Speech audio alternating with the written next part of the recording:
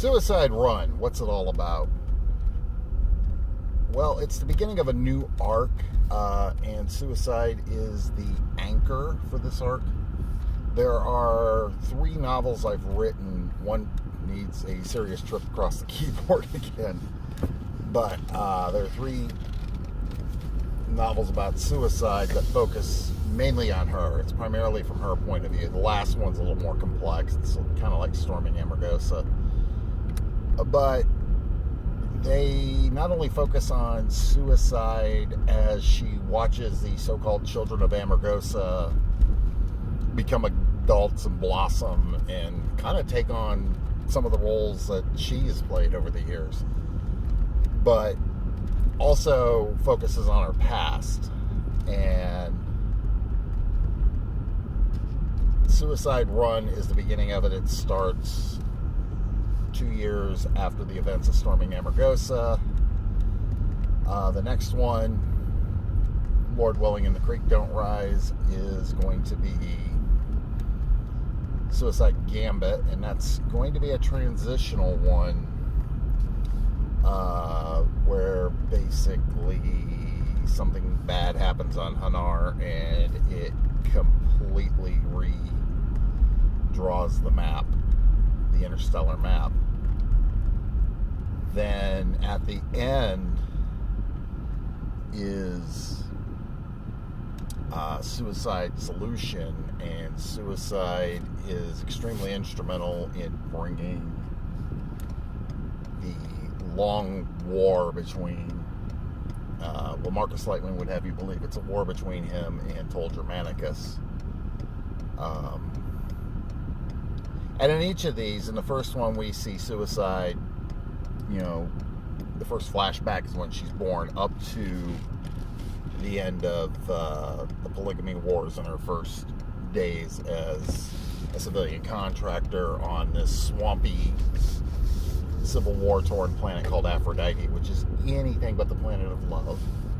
And that's Suicide Run. Suicide Gambit will show her on Aphrodite, and in the first one we meet her husband, who was killed in the polygamy wars, and it was kind of a catalyst for her to become a Navy pilot.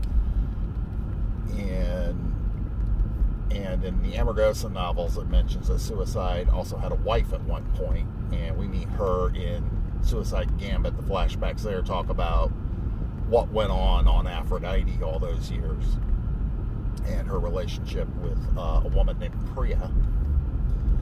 And then Suicide Solution will be flashing back to Amargosa, her coming there, settling there, and how she met each of the so-called children of Amargosa from her point of view. Now, in between these 3 novels, there'll be a novel about each of these so-called children of Amargosa. There are 6 of them, one of which gets picked up in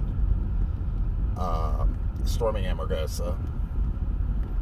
And I will not spoil that for you, telling you who it is or which character comes back from the dead. But if you read Suicide or Storming Amargosa, you already know. You probably already know who these 2 people are.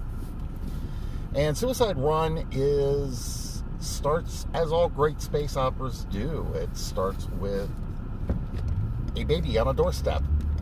Suicide is semi-retired. She does work for the provisional government of Amargosa, which is trying to decide if they want to stay in the compact, which is the big polity that governs Earth, or if they want to go it alone. They have a choice of joining with Tishla's Hanar, and right now authority over Amargosa was transferred to another world called Metis, which is a core world, or one of the worlds that has authority in the compact.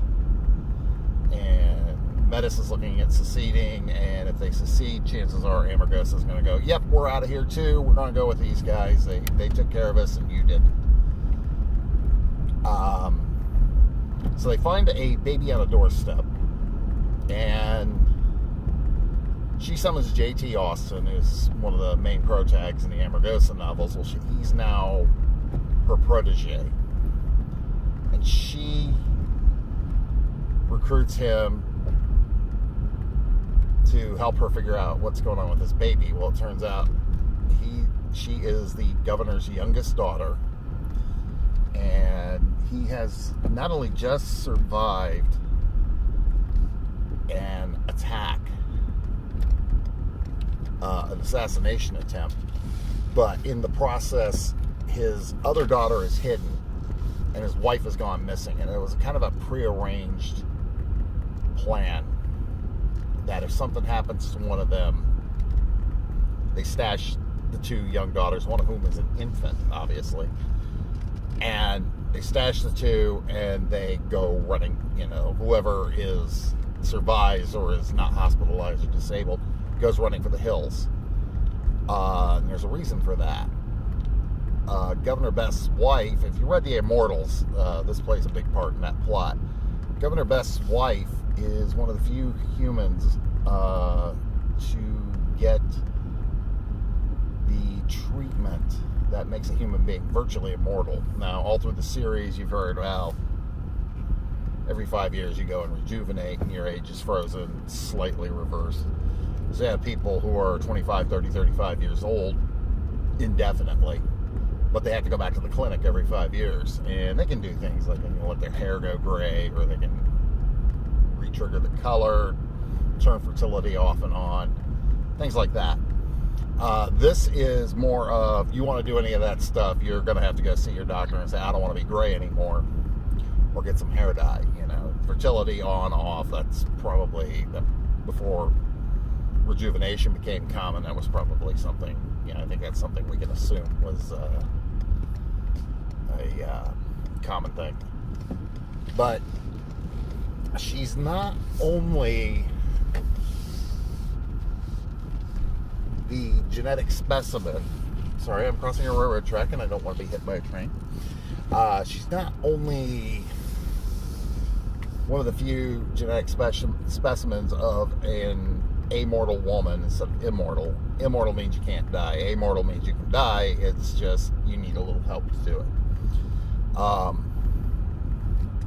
She's one of the early specimens. There's very few people who are like this. There's two, actually, besides her. And that becomes a little more obvious by the end of the story. So they go looking for her, partly because, the governor of Amargosa, she's kind of in charge of some very important things on Amargosa. She is the governor's wife, and she is both as a physical specimen and as a person involved in this centuries-long project, somebody, very important to the survival of humanity. And Suicide goes on this trip, and she meets some old friends from Aphrodite and from the war. First place she goes is Goem, which is the Neanderthal homeworld. There is a species of human that is descended from Neanderthals that were taken from Earth just before that species went extinct, and the rest were absorbed into the Homo sapiens population. They perfected this treatment. In fact, it's a given that if you are what they call an ORAG, you're going to be treated for this as a child, and you will never, you hit your early 20s and you just flat out stop aging.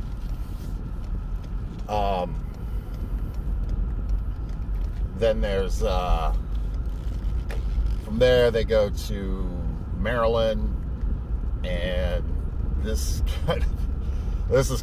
started out as a joke. I had not intended for it to be a continuing thread in the series, but here we are.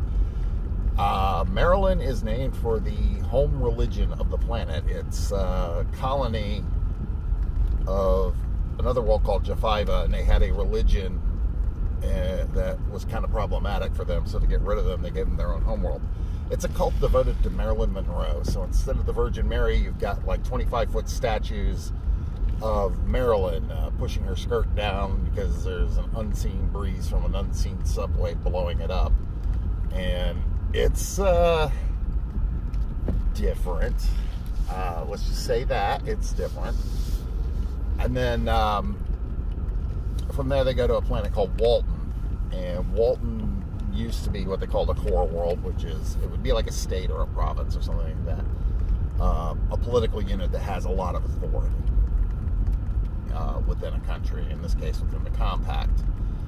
And core world, it was a core world, but the crops failed, social order broke down, the place has been in chaos for about a century.